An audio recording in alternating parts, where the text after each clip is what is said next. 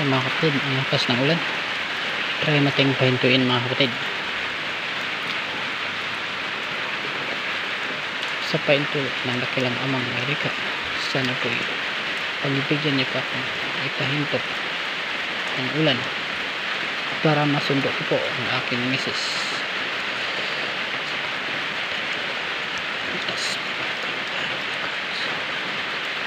Sa ngalan ng amang Yahweh, sa anak Panginoong Jesus Espiritu Santo, at sa lahat ng kanyang mga lingkod na mandarigong anghel, mga santo at kaibanghelista, at sa mga banal na sugo ng amang Amerika, sana po paintulot nito ipahinto ang ulan para masundo ko po ang aking misis.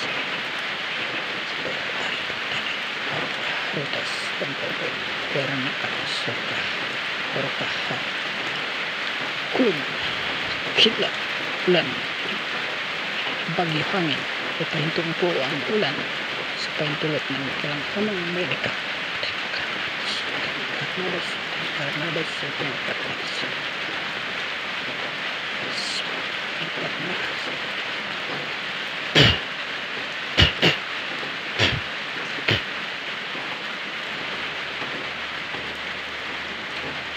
sige, ulan pinto yan, pinto mga kapatid.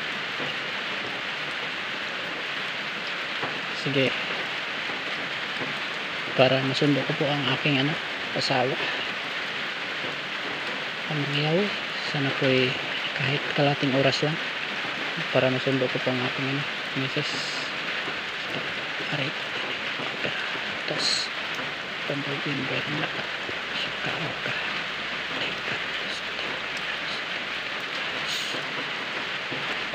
hinihiling ko po sa tagabantay ng ulan, hangin, bagyo, kidlat, kulog na ipahinto ang ulan para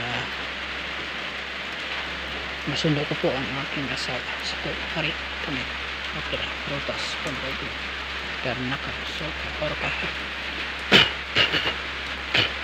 yan, pwede na mahulad. Pwede natin puntahan yung misis ko.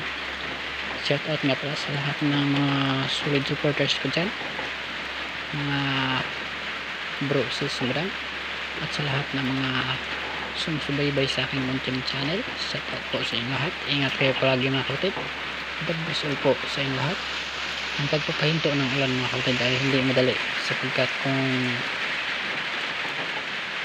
sa tingin ng ama ay walang kabuluhan ang iyong ginagawa, ay talagang hindi ka pagbibigyan mga kapatid. Pero kung may dahilan ka ay kagad naman itong ipagana sa mga kapatid para magamit mo yan mga kapatid. Shout out sa inyo lahat. Ingat kayo palagi. Lagi nating tandaan na magdasal araw-araw para lagi tayong gabayan ng ating Diyos ng siyang likha. God bless all po sa inyo lahat. Yan mga kapatid, mahina na, pwede na natin sunduin. Pwede naman sunduin si misis mga kapatid. Puntahan ko muna yung misis sapagkat wala na ang ulan. Yan, mahina na siya, mahina na.